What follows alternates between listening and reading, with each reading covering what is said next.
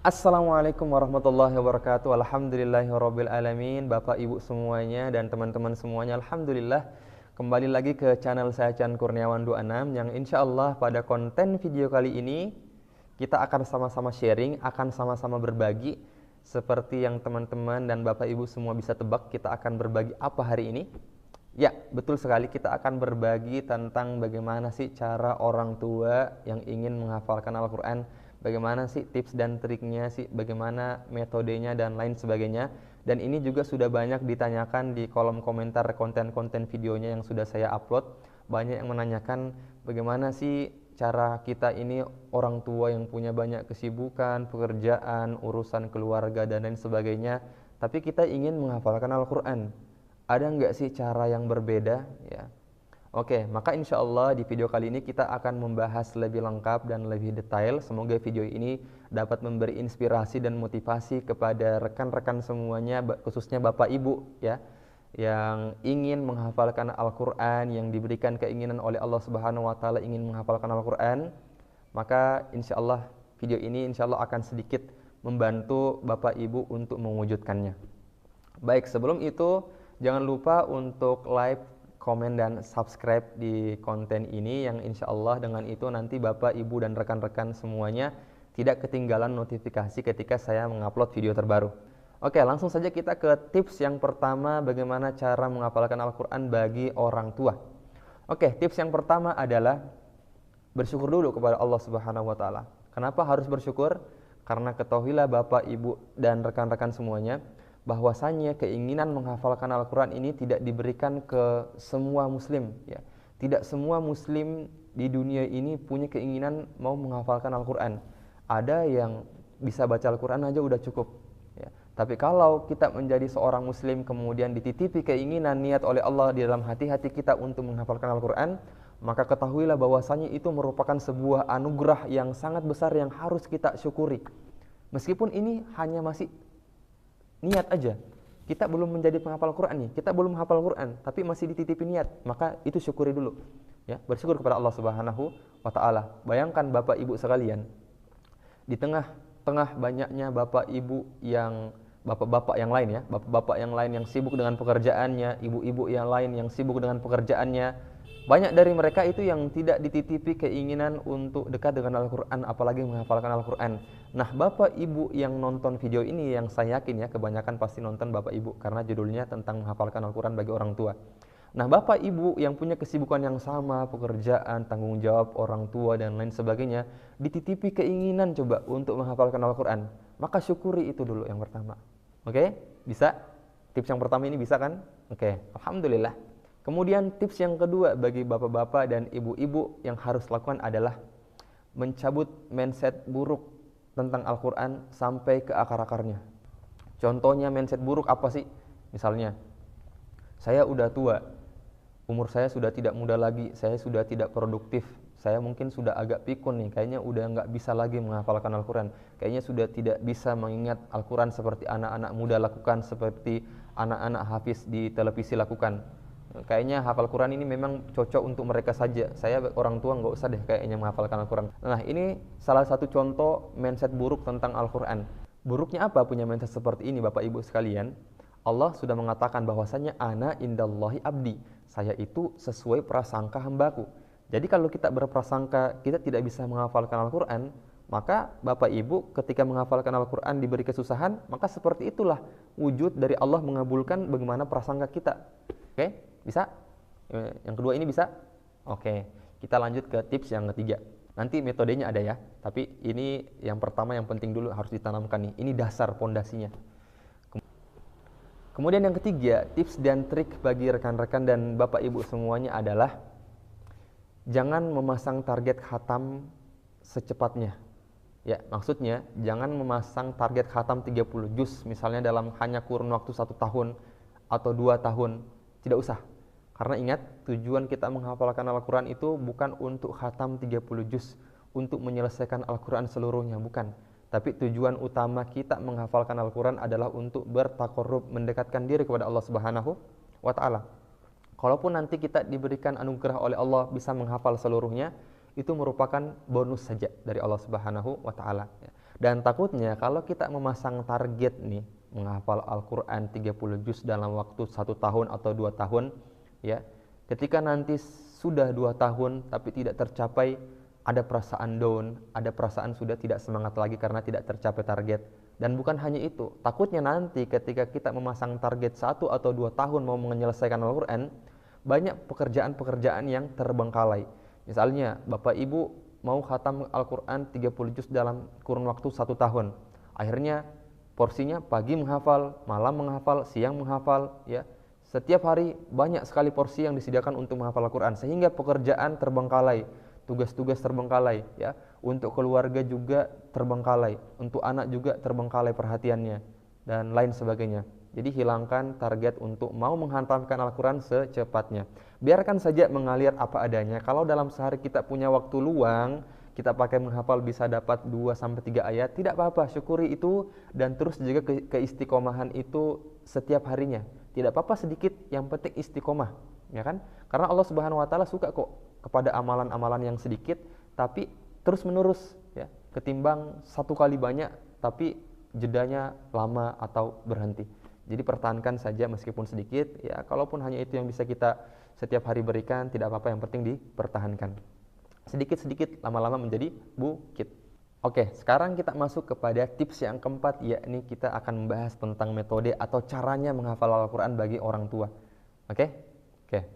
Tips yang keempat ini, ya, silakan Bapak Ibu sekalian coba ambil Al-Qur'annya, mushaf Utsmani atau mushaf Madinah, mushaf hafalan yang sudah banyak pasti dari kita yang memilikinya, dan ini beda ya dengan mushaf bacaan. Kalau mushaf hafalan itu dia untuk satu halamannya itu dia ada 15 baris, bisa dihitung, dan kemudian satu juznya itu terdiri dari 10 lembar. Ya, sedangkan kalau mushaf bacaan satu juznya bisa jadi 7 sampai 8 lembar saja. Jadi kita pakai mushaf hafalan, ya, yang satu halamannya 15 baris dan satu juznya ada 10 lembar. Kita pakai mushaf itu. Dan kalau mau lebih mudah lagi, saya sarankan Bapak Ibu pakainya kalau punya, ya. Kalau tidak punya enggak apa-apa. Mushaf hafalan yang per kata. Nah, ini lebih memudahkan lagi. Nah, kalau sudah punya semuanya, baik, kita akan mulai menghafalkan Al-Qur'an. Kita mulai dari mana? Kita mulai dari ayat-ayat yang pendek, yakni juz 30. Kita mulai dari An-Naba. Nah, kita mulai dari An-Naba. Jangan langsung ke Al-Baqarah, ayat-ayat yang panjang. Jadi An-Naba nih. Ini enak sekali dihafal bagi pemula dan bagi Bapak Ibu sekalian. Nah, caranya seperti apa? Coba Bapak Ibu perhatikan sekarang surah An-Naba. Di situ ayatnya pendek-pendek, ya. Hampir hanya terdiri dari 2 kata ataupun 3 kata. Nah, ini adalah dasar bagi kita untuk melatih menghafalkan Al-Quran di surah-surah pendek ini. Sebenarnya metode dan caranya ini tidak jauh berbeda dengan metode yang dipakai banyak orang. Cuman kali ini saya akan mengajarkan bagi Bapak Ibu untuk lebih mudah dalam menghafalkan Al-Quran. Ya, jadi Al-Qurannya itu silakan dipegang, coba An-Naba. Kemudian coba silakan diperhatikan dari ayat yang 1.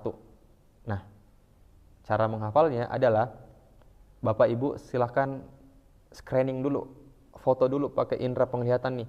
Oh, ada huruf amma, kemudian ada ya tasa alun. Oh, digituin dulu. Dilihat lekuk-lekuk hurufnya, kemudian kata-katanya, kalau perlu artinya juga boleh dilihat. Kemudian baru nih dimulai dihafalkan. Dan dihafalkan jangan pakai suara yang datar, nada yang datar. Amma yatasaalun, amma yatasaalun. Jangan seperti itu. Jadi silakan dinikmati sesuai dengan tajwidnya, kalau perlu pakai irama, ya, yang dasar-dasar aja. Misalnya amma yatasaalun, amma yatasaalun, amma yatasaalun. Diulang sampai 5, 7 atau 9 kali. Kemudian kalau dihafal coba silakan ditutup mushafnya. Kemudian Bapak Ibu bisa sembarang ngelirik kemana, ke langit-langit rumah kah atau ke plafon rumah. Amma yatasaalun, amma yatasaalun. Kemudian kalau sudah hafal, kita pindah ke ayat yang kedua. Misal, baca lagi, lihat lagi lekuk-lekuk hurufnya, potret lagi pakai mata, atau kalau perlu lihat lagi nih artinya, baca. Nah, kemudian baru kita baca. Anin naba'il azim, 'anil naba'il azim. Baca berkali-kali ya, 7 sampai 9 kali. Pokoknya dalam jumlah-jumlah yang ganjil lah, enggak apa-apa. 'Anil naba'il azim, 'anil naba'il azim. Tutup, kemudian kita ngelirik lagi kemana? Oke. 'Anil naba'il azim. Dinikmati ya. 'Anil naba'il azim. Ya, kalau sudah dihafal, kita gabung nih ayat 1 sama ayat 2.